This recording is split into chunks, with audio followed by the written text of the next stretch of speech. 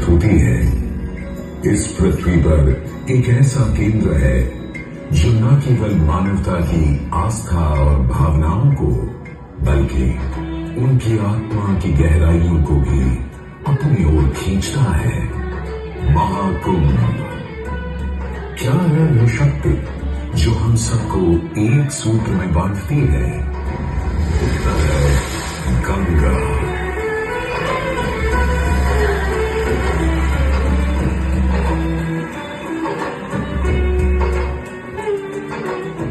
किंतु गंगा क्यों?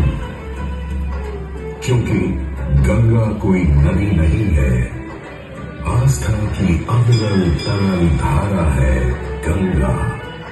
विश्वासों की वाहिनी, संस्कृतियों की सरिता है गंगा। और इस स्थान पर, इस प्रयागों के राज में श्वेत रंगा गंगा का संगम होता है अपनी दो बहनों श्यामल वर्ण यमुना और अदृश्य सरस्वती से। और इस त्रिवेणी संगम के कारण ही यह जगह इतनी महत्वपूर्ण हो जाती है। गंगा के उद्गम के बारे में जो पौराणिक कथा प्रचलित है वो बड़ी ही रोचक और मनमोहक है। तो आइए क्यों न आज हम आपको गंगा और तरंग की कहानी सुनाने दिखाएं। नानी का राजा बलि पर करता था दम, पूरी पृथ्वी पर फैला था उसका ही आतंक। उसके आतंक को रोकने विष्णु ने धरा एक रूप, 52 अंगुल का बौना बनकर पहुंचे जहां था भूत।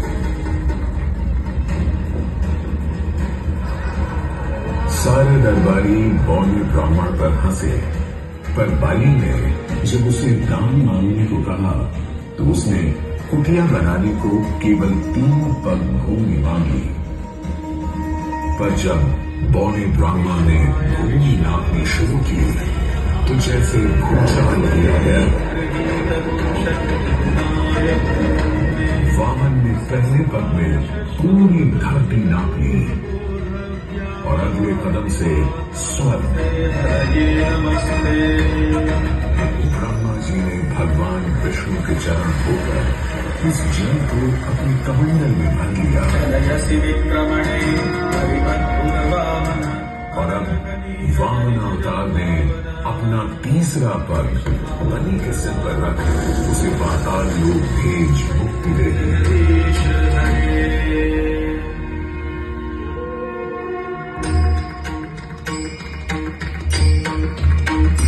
अब स्वर्ग लोक में भगवान ब्रह्मा जी ने जब चरणामृत में हाथ डाला तो वहीं से निकल आई चंचल निर्मल धवल गंगा जी। पवित्रा क्यों तू चंचला, आज से तू मेरी पुत्री और नाम तेरा गंगा।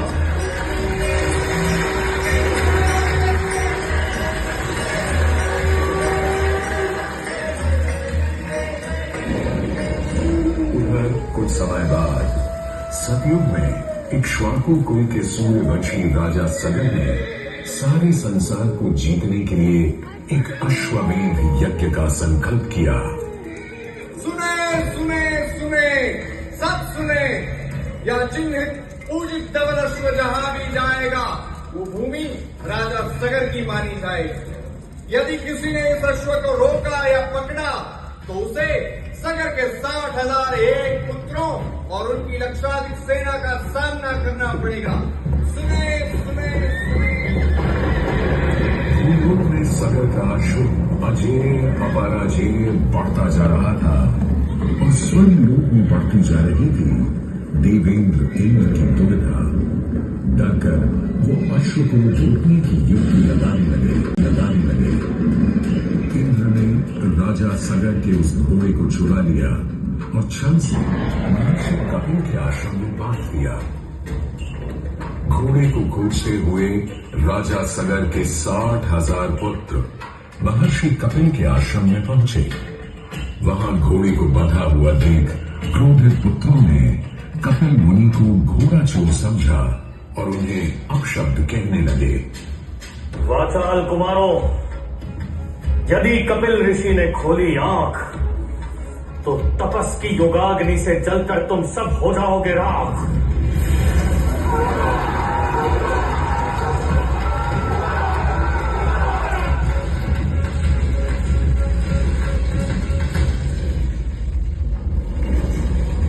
उधर सगर थे चिंतित, न अश्व का पता था न पुत्रों का कोई समाचार। पिता का दुख देख पुत्र अंशुमन चल पड़े खोज पर।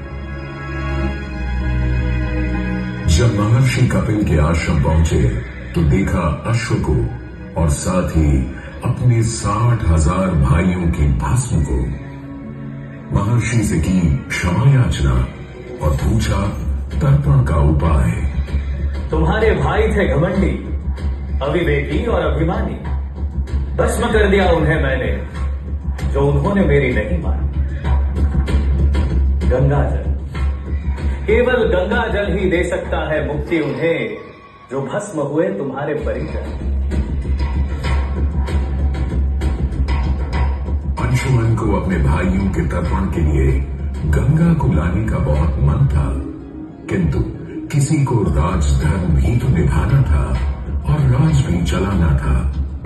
देखते देखते 7 पीढ़ियां गुजर गईं, पर 7 पीढ़ियों के बाद समय आने पर राजकुमार भगीरथ ने राजा बनने से साफ मना कर दिया।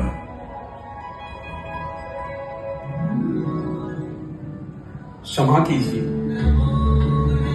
क्या ये आवश्यक है कि राजा का बेटा ही राजा बने? मैं पहले तपस्या करूं और फिर ब्रह्मा से गंगा को मांग कर पृथ्वी पर ले आऊं और फिर उनके पावन पवित्र जल से अपने 60,000 पूर्वजों का तर्पण करूं।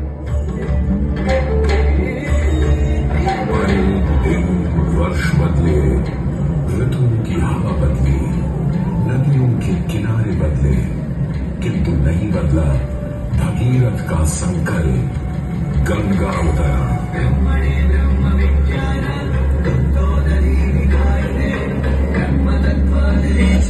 पुत्र भगीरथ, हम तुम्हारे तप से प्रसन्न हैं। बताओ क्या आशीर्वाद चाहिए? हे भगवान, मेरे पूर्वज के तर्पण के लिए मुझे आपकी पुत्री गंगा चाहिए।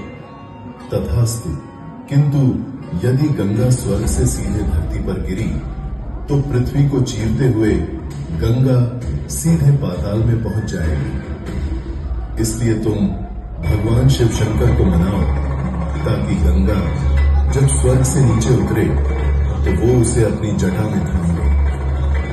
अब भगीरथ ने एक अंगूठे पर खड़े होकर भगवान शंकर को मनाने के लिए शिव शंकर का जाप शुरू कर दिया। जय मन भावन जय पतित पावन शोक विशाल शिव शंभो विपद विहारम अधम उदाहरण सत्य सनातन शिव शंभो सहज वचन हर जल जन जनवर धवल भरत कर शिव शंभो। कोई भी वर मांग लो आज। हे प्रभु, जब गंगा स्वर्ग से धरती पर गिरे तब आप बीच में उन्हें अपनी जटाओं में सांध लें, नहीं तो पूरी पृथ्वी नष्ट हो जाएगी। बस इतनी सी बात? ठीक है, ब्रह्मदेव से कहो शिव तैयार है, आने दो गंगा को, आने दो। जय शिव शंकर जय करुणाकर जय जय जय करतार हरे जय कैलाशी जय अविनाशी सुखराशि सुख साध हरे जय शशि शेखर जय मरुधर जय जय प्रेमाधार हरे जय चित्कारी जय मदहारी अमित अनंत अपार हरे जय गुरु जय जय भगवान नाम निराकार साकार हरे पार्वती कविहर हर शंभु भारी भारी दातार जय रामेश्वर वैद्यनाथ के दार हरे मल्लिकार्जुन सोमनाथ जय महाकाल उपकार हरे देवेश्वर जय विश्वेश्वर भीमेश्वर जगतार हरे काशीपति श्री विश्वनाथ जय शंकरमय अवतार हरे नीलकंठ जय भूतनाथ जय मृत्युंजय अवतार हरे जय शंकर जय करुणाकर और यूं गंगा ने भगीरथ के साथ गंगा सागर जाकर सगर के पुत्रों का उद्धार किया।